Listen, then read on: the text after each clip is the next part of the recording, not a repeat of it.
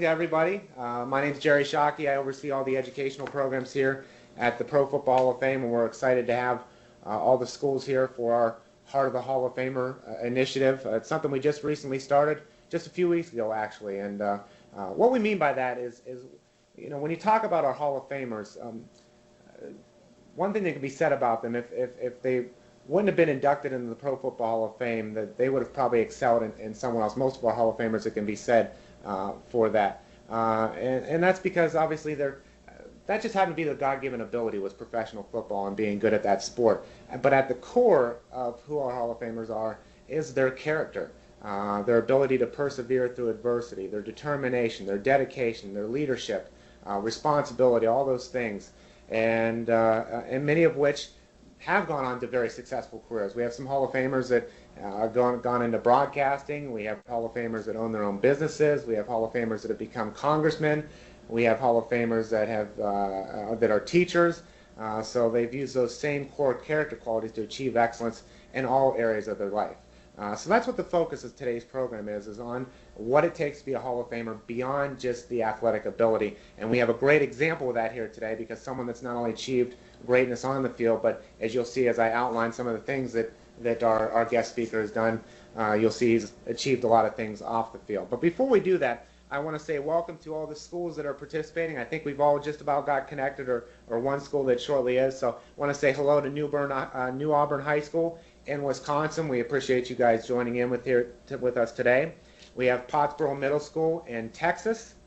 We have Lakewood High School in North Carolina.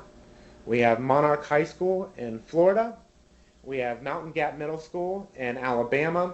And we have Gorton High School in New York. So we appreciate all of you guys for connecting. We appreciate your teachers and your tech coordinators and everybody for making this connection possible. We'd also like to give a special thanks to the IOCOM grid. Please enter your... Thank you. Somebody muted that. I want to say a special thank you to the folks at Kings County, Janet Adams, Kings County Office of Education. Without them, this wouldn't have been possible. They traveled down the coast to San Diego from their offices, took all their equipment with them, and made this connection possible right down the street pretty much from Mike's Haynes' home. So if you guys get a chance, make sure you go, just do a Google search, King County Office of Education. On the left-hand side, you'll see video conferencing. Go check out what they have to offer as well, because they have state-of-the-art facilities and studios, and Janet's just a wonderful person to work with. So thank you to Kings County Office of Education for making this possible. And the last person to thank is obviously the person that took the time to be here today to do a few broadcasts is our guest speaker. And let me give you guys a quick introduction. Most of you have probably done the research on him, but I'll give you a few, standout things about his bio that I have listed here. First of all, he was a Patriots #1 draft pick. He was the first defensive back selected overall in 1976. Had a sensational rookie season with 8 interceptions, AFC high 608 punt return yards. His career stats included 46 interceptions for 688 yards, 2 TDs, had 112 punt returns, intercepted a pass in Super Bowl 28, selected to 9 Pro Bowls. He was All-Pro 4 times. We can go on and on. One of the real standout statistics or stats about Mike Haynes' career is that, as you saw, the Pro Bowls, but also he was selected to the 75th anniversary team, all NFL team. So that's taken the past 75 years, not just a decade or a year, the past 75 years it was selected. And so he's regarded as one of the greatest cornerbacks of all time. Beyond just his playing career, he's gone on to a stellar career off the field. He eventually moved his way up at Callaway Golf and became a vice president. He was a vice president of player development for the National Football League. He's a father of 6, and he's a spokesperson for the American Urology Association, so he's got some stories to share about that. So with that being said, I want to switch over the inputs here, and let's go to a quick video on Mike Haynes so you guys can actually see him in action. Defensive back Mike Haynes played the game of football with unmeasurable quickness and precision. Opponents stood almost no chance against Haynes' suffocating one-on-one coverage. Mike Haynes didn't play the game with a lot of swagger. He just let his ability speak for itself.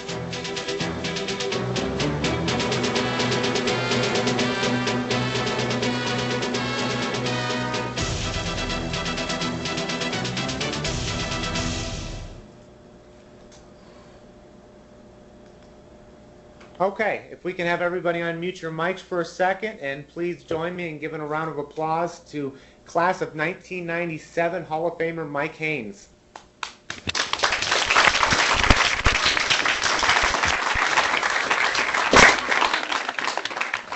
And Mike, I'm going to yield to you for an opening, so the mic is yours.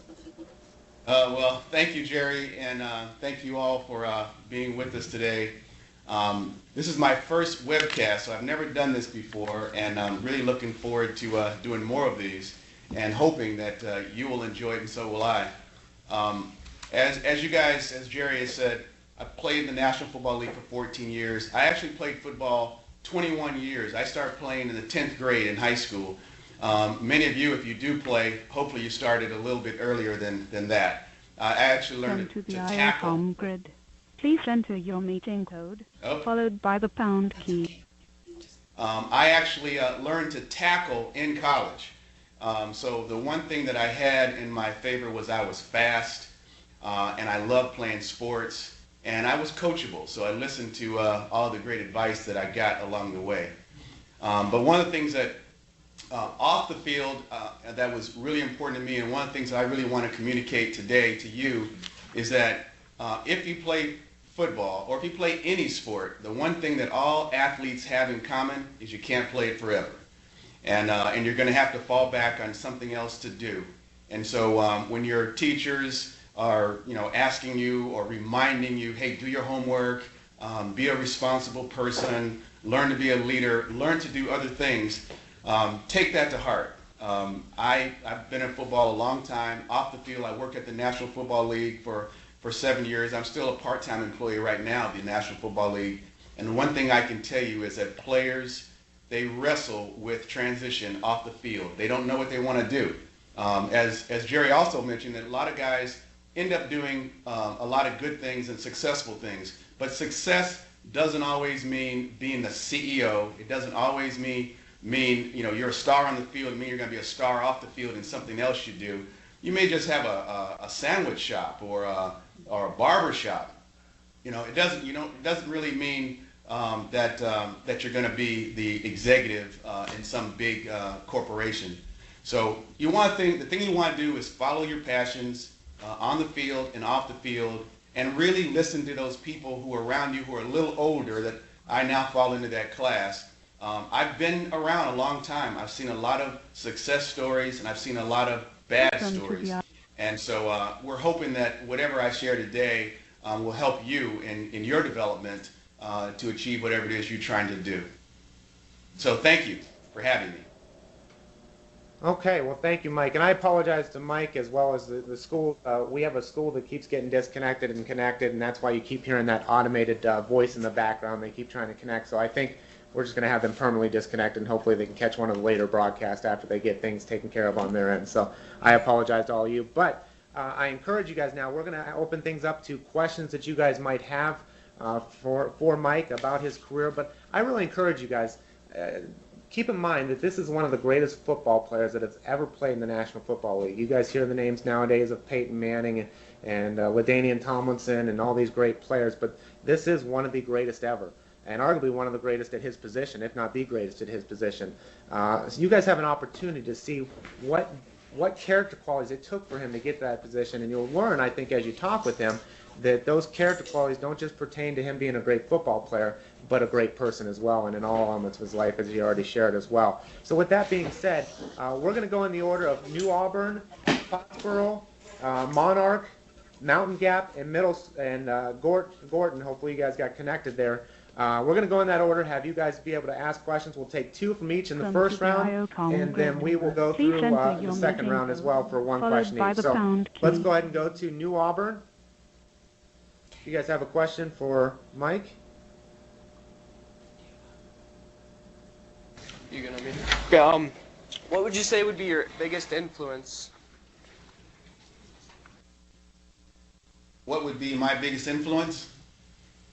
I guess you mean in my life. I would say my coaches were the biggest influence on my life as a football player. My parents were probably my biggest influence in terms of my personal development off the field. if there are football players out there, I'm sure you hear your mom always worried about you and like, oh gosh, I'm afraid you're going to get hurt. I was very fortunate that my mom let me play. And I was also fortunate that I never really had any serious injuries. Goodbye. And so in terms of influences, it was, coaches who wanted me to be the best football player I could be. Actually, football coaches encouraged me to be a good student and hang around the right kind of guys, if you know what I mean. And so I hope that answers your question. New Auburn, you have a second question. How much did it affect your relationships with your family and friends when you got into the NFL? Oh, thank you for that question. That's a very good question. A lot, because I went from just being Mike Haynes to being Mike Haynes NFL. I mean, it just, all of a sudden I had money. I had cousins who were calling me, asking me to help them finance a car. I had relatives that I had never met. They were calling me, asking me to front them some money so they could start a business. It changed my life a lot, and people were coming out of the woodwork trying to take advantage of me. And I think that's probably the same even today. That hasn't changed. Probably even more so today because, I was the #1 draft pick, probably made $100,000 to sign. If I was drafted in the exact same position today, I'd have $10 million to sign. So that's a very good question. Fortunately, the National Football League has a department called Player Development, and that department, every National Football League team has a staff of people that help guys with all those types of issues, financial problems, making career decisions. Should I go back to school and finish my degree? All these kinds of things. There's someone there today to help them with that. When I was playing, they didn't have that position. So it's a very good question, but there's resources now for guys to use. Thank you. And that's something, as I brought up, that Mike oversaw for the National Football League. So he kind of set up a lot of the programs as well as worked with the teams and their player development departments to those new group of rookies to help lend them support not only on the field but off the field as well. So let's go ahead. New Auburn, you can mute your mics for the time being. I think Pottsboro, we had you connected, so let's go to Pottsboro.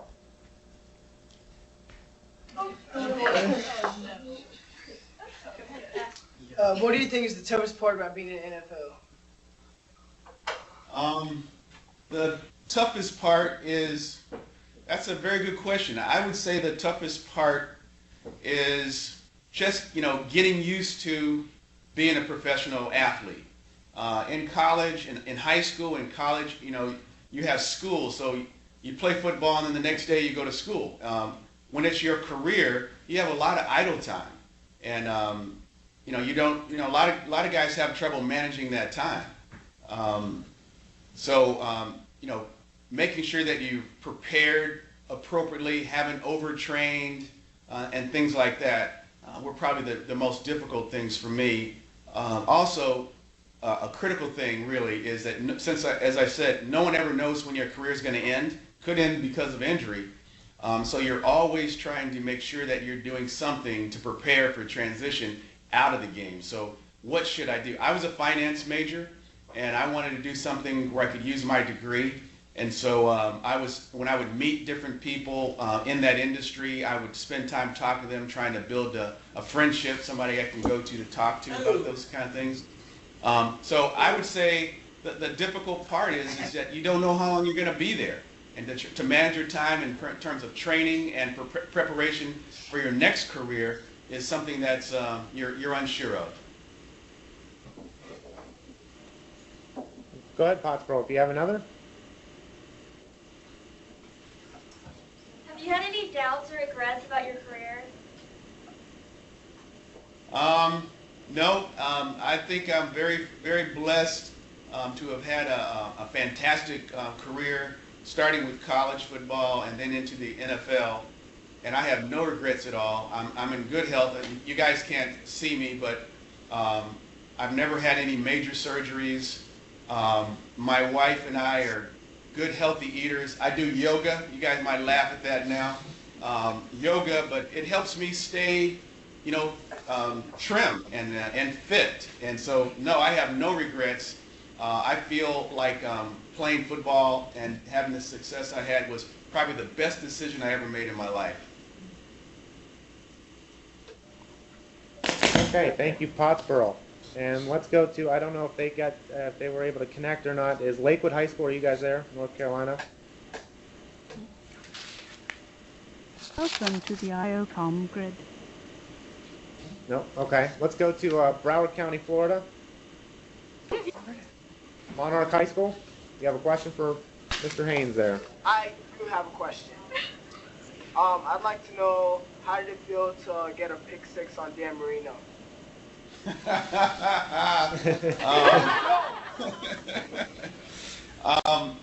It felt good. Is that who I'm looking at there on the screen? Hello, Broward County.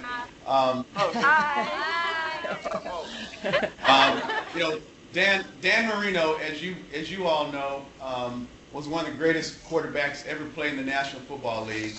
And the one thing that you knew when you were playing against him, that the ball was going to be in the air.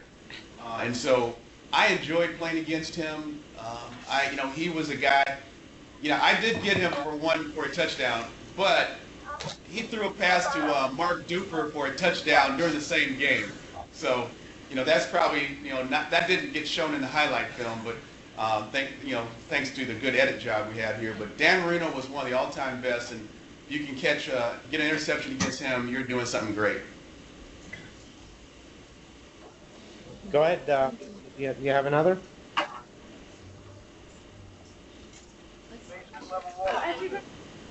Well, Brittany, then you ask. Come on, man. You're waiting on you. Memorable. Okay. What was your most memorable interception? Not the one against Marino. My most memorable one was in the Super Bowl. As a football player, the greatest accomplishment you can have is, being on a team that wins a championship. And I played 14 years, only had one championship. But I did get a Super Bowl interception in that game against the Washington Redskins. So that was really it. Okay, thank you, Broward County. Mountain Gap, Alabama.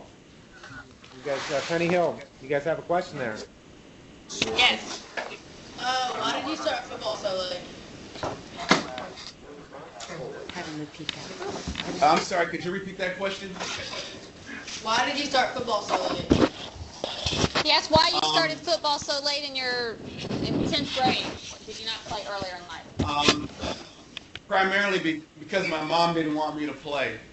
That's really it. I mean, I played baseball, basketball, and I ran track. And so I finally got a chance to play football when I got to high school.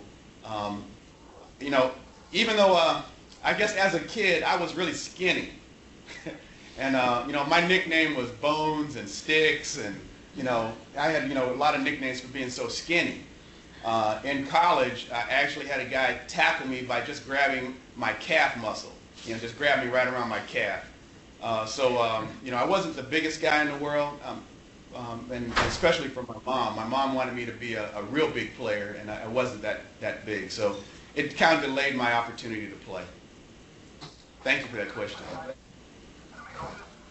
Another one there, Mountain Gap. What was your favorite part of playing football? I think my favorite part was actually being part of a team, really.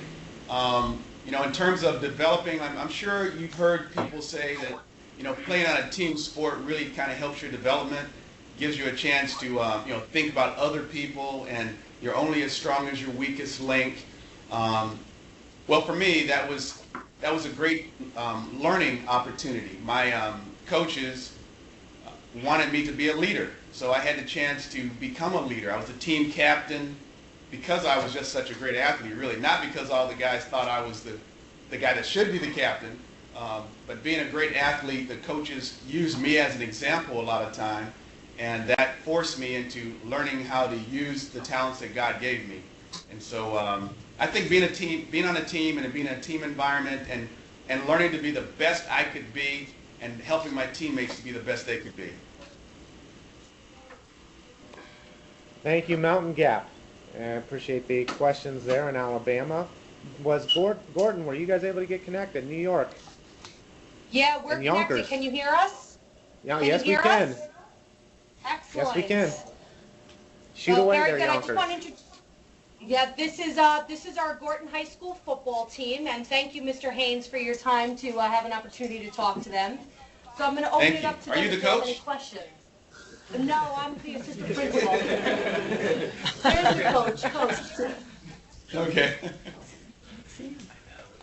So we do have questions here, Mr. Haynes. Okay, thank you. What was your work ethic in high school? Did you hear that? My work what was ethic? Your work ethic in high school. My work ethic probably increased as I got older. It probably started in high school. I was, like I said, I ran track, and I learned that waiting every year for track season before I started training for track was probably not the right thing to do. And so as I got older, I learned to stay in shape. I never really got out of shape.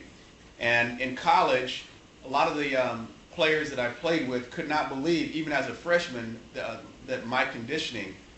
So I was always a pretty hard worker starting in high school. You know, I would if I was fortunate to meet a great athlete, and as you guys probably know, I'm sure there's great athletes in your area. If you're a young kid, you know, there might be a high school kid that's a great athlete in your area. Or a kid from your area who's in college, I would always use those opportunities to talk to those athletes to see what they're doing that maybe I'm not doing. A lot of people think that the reason you're so much better than the other kids is, you know, you just had God-given talent. Sometimes that's true, and sometimes it isn't true. I found out that it's oftentimes not as true as you might think. Another guy might be training a lot harder than you, or he started training a lot earlier than you. And you may not be aware of that because, you know, he lives on the other side of town or whatever. He may be going away to camps and learning different skills that you're not learning.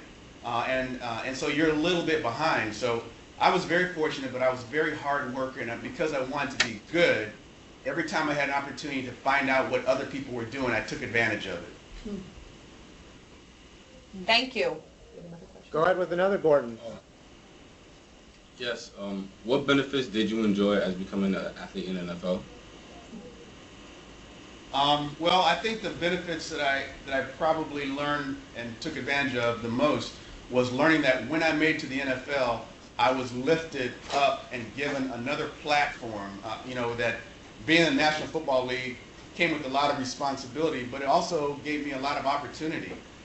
For instance, if there was a social concern that everyone was concerned about, they need to raise money for it, they had a better chance of raising the money if a former or current NFL player got involved in that charity.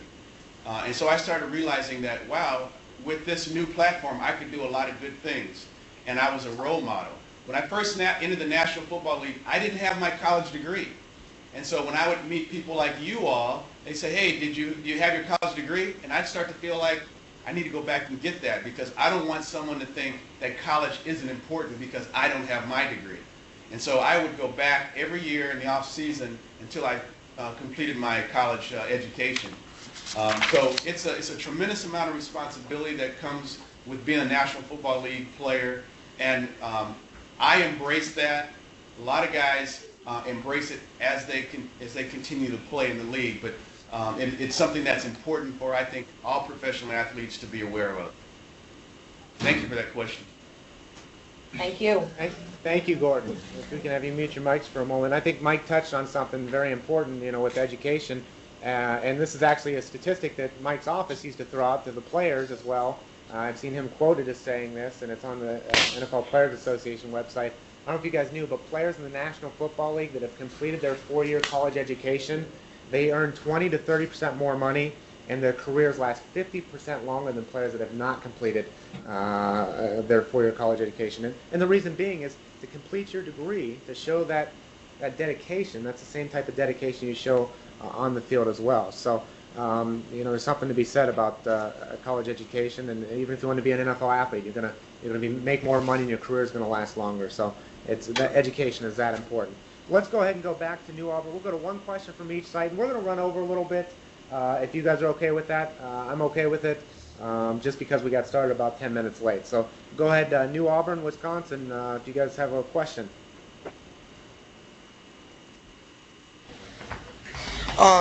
Did you ever feel like you had too much pressure and you didn't play as well as you could? Yes, that's a very good question. I have this philosophy that I've kind of developed over the years about pressure is no one really succeeds under pressure. No one. No great athlete. Under pressure, when Michael Jordan would make the big shot at the buzzer, he didn't make it. Under pressure, when LeBron James has to shoot that jumper, he didn't make it. The times when people come through in these situations, it doesn't feel like pressure to them. It might be a pressure situation to everybody else, but to them, it's not. It's like, give me the ball. I want the ball. It is a pressure situation, but you're not feeling any pressure. So for me, the way that I trained was to try and overcome the pressure. Like I would put myself in these different situations knowing that I'm going to be in this situation maybe this week, sometime during the season, sometime it's going to happen in my career. And so I would try to train and visualize being in those situations so much that when it finally happened, I didn't feel any pressure. I was like, bring it on, baby. I'm ready for you, you know? And that's what I think you try to do in life. Even in, even in school, you have a big test. If you're really ready for that test, you're not feeling any pressure. You're like saying, bring it on, Mrs. Whoever, I'm ready for your test. But if you're not ready, then you're going to feel some pressure, and it's unlikely that you're going to be super successful in those situations. So you want to try and minimize those situations, and so you have to prepare for those situations that you know are going to come. If it's something that you don't know, it's a big surprise. Well, that's understandable, but when you know it's coming, and in football and sports, I know it's coming. The game is on the line. They're going to throw the ball to Jerry Rice, or they're going to give the ball to some great running back. I know I'm going to have to come up and make the tackle. There's no pressure in those situations because I've practiced them a million times. Now, if they would have put me in at a different position and said, Mike, we want you to go over and play wide receiver, game is on the line, probably a good chance that I might fail unless I had been thinking they might do that, and I kind of prepared myself for that, and the coaches prepared me for that. They put me in a position where I might succeed. So pressure is a tough thing, but it is manageable if you know that you're going to be in these situations. You're actually you can do a lot to minimize those feelings of pressure. And Thank you for that question. I'll say I was feeling pressure just before we started this broadcast, just with all the technical difficulties. But we all persevered and fought through it, and here we are. And I'm excited that you guys are able to get to talk to Mike. He's such an awesome guy. So glad to have him on our team here in Canton, Ohio. Let's go to Pottsboro in Texas. How did your friends and family encourage you to keep playing football? Well, my family basically saw that I had a talent, and I can't say they really encouraged me to continue playing. They encouraged me to do the thing that I really wanted to do, and I just chose to be out there playing football.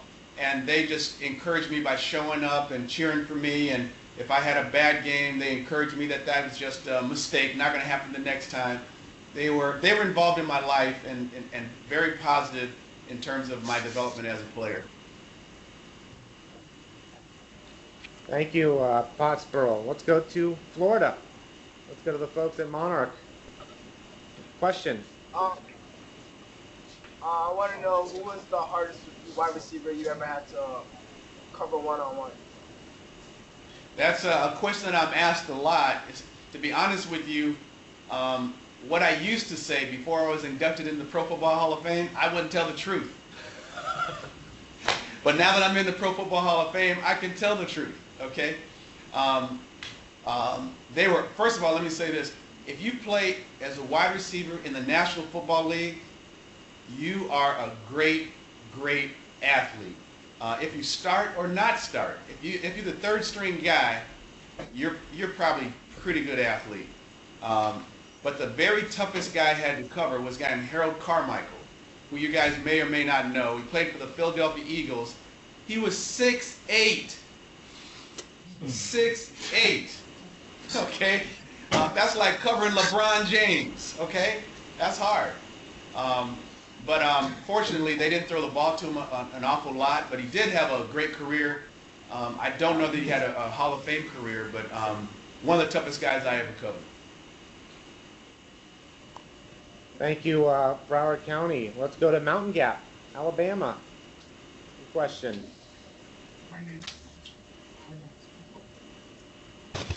We don't have any questions, but the comments that you have made have been excellent comments and encouraging to the character education that my students need to hear. So thank you, Mr. Haynes, for your comments. Ask them how they play sports. Are there any athletes in that room? Well, they're raising their hands. There's a lot of athletes in the room. Some of our football players had to leave. But yeah, we have athletes in the room, but we're finding that even to band, the practice is what you got to practice in the off season.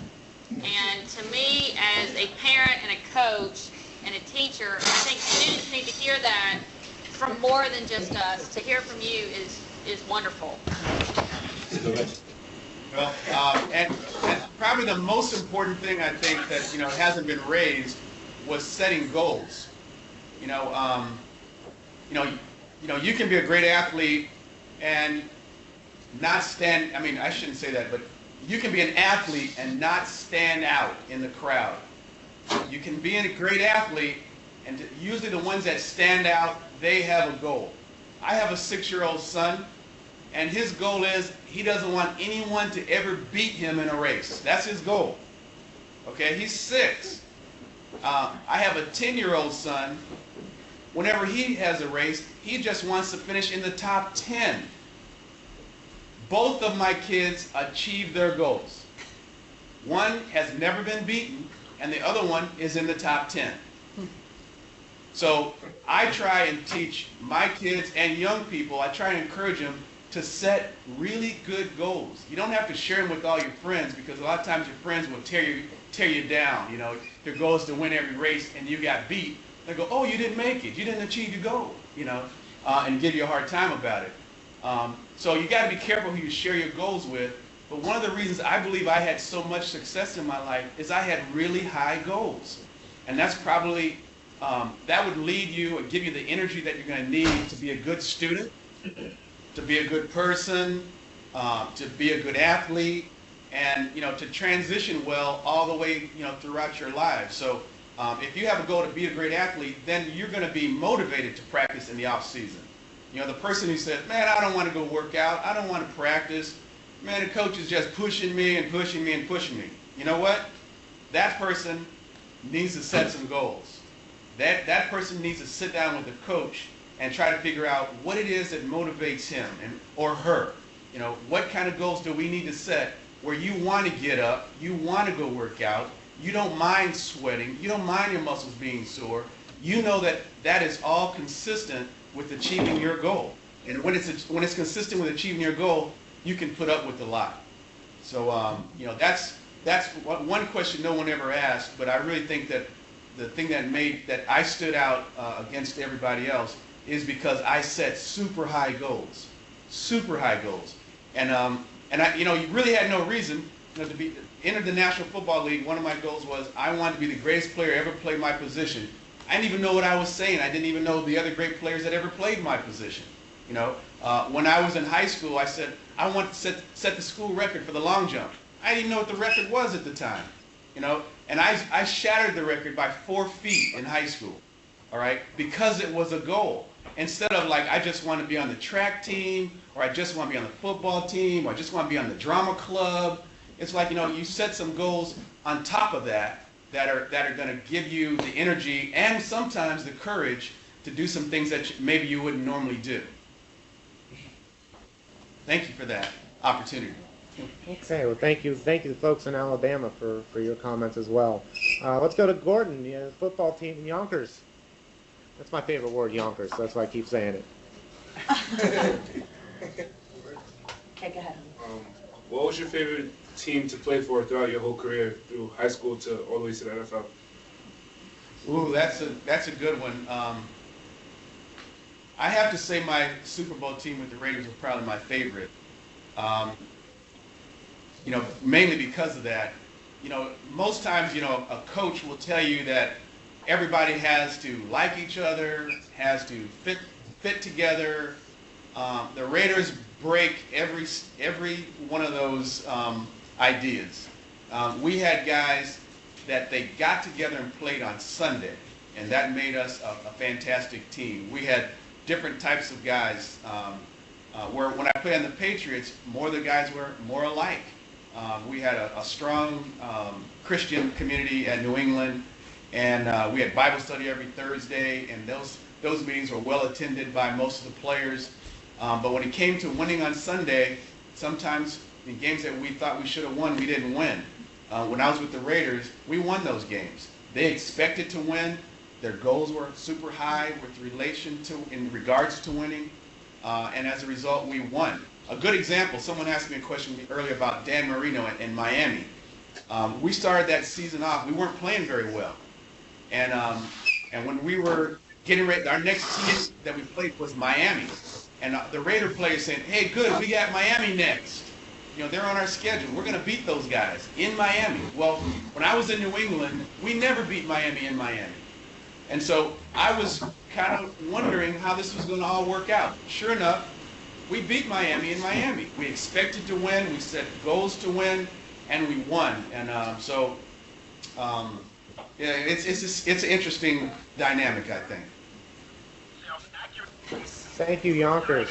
Appreciate your question there. And Mike, I have a question because something we haven't touched on. I want to make sure, since we're running behind, to let all the other groups get a few questions in. But something that you encountered in your life, you talk about the preparation and all the things and how you prepared your body for football as well. But sometimes life throws unexpected curves at you, and you had an unexpected curve. That terrible C word that maybe the young people don't really talk about at this time because it maybe doesn't affect their world, but maybe it does. Maybe they had a family member that had some problems with that. So, and that C word you can share with them. Talk to them about what you encountered a few years ago. Well, what Jerry's talking about, I was diagnosed with cancer a couple of years ago, and it was prostate cancer. So I was very lucky to have it diagnosed early. Most of these, he talks about, should I share it or should I not share it? I want to share it because cancer, when you say the C word, it scares a lot of people. But I think, you kids and even me, we have to get a better understanding of these diseases like cancer. A lot of people run away from these challenges, and I don't think that's the right way to go. I'm standing here and feeling very comfortable about my life going forward because I caught it early. A very easy test allowed me to catch it early.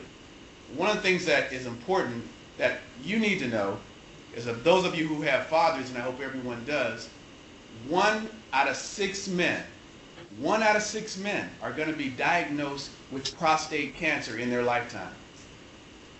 1 out of 6. 1 out of 2.5 African Americans. So I don't know if your screen is clear, but hopefully you can see that I'm an African American. So almost every other African American man is at risk. That's a lot. That's an epidemic. Okay? And so the reason I'm telling you is because a lot of men don't go see their doctor, and when they finally find out that they have it, it's too late. But prostate cancer and breast cancer are the 2 cancers that if you catch early, there's a more than a 90% chance that you're going to be fine because they have unbelievable treatments to cure it and to get rid of it. So, Jerry, thank you for giving me an opportunity to talk about that. But I became the spokesperson for prostate cancer with the American Urological Association to talk about this, because a lot of people don't talk about these things. Well, I'm here to try to get you kids and you adults in the room to be proactive and get out there and understand a little bit more about it. I have a website that I'm working with the AUA. It's called knowyourstats.org. You can go on that and check out more information about prostate cancer, maybe what you can do to help your dad or grandfather or uncle or your friend or somebody that you really love to deal with this. So it's not the end of the world, but the secret is it can be, but you got to catch it early. And you heard him say with that word cancer, you heard him say he took that challenge head on, and it's that same attitude that he's had in his football career. It's the same attitude that he's had in his as a VP in the NFL, as a VP with Callaway. It's that same, again, it goes back to his character and his attitude of how he's going to overcome these things. I see we're getting down to about the last 3 or 4 minutes here. Mike, I wanted to see if you just had any closing comments that you'd like to share with these students, any last things that maybe we didn't talk about that you'd like to share with them. I would think if I could live my life over, if I could go back in time and start in the 5th grade,